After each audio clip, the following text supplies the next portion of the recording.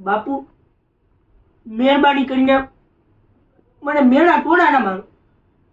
બને તો માફ કરી દો, પણ ટોકશો નહીં. કહેશે કે જતી વેળાએ ટોકવું એ અશુભ ગણે. તો પ્લીઝ મને ટોકશો નહીં.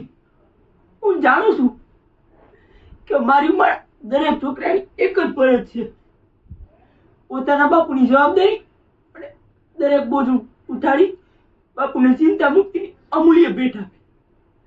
તમે પણ વિચારતા હશો કે પોતાનો છોકરો પોતાના પગારમાંથી કંઈકનું ખાવાનું આપે.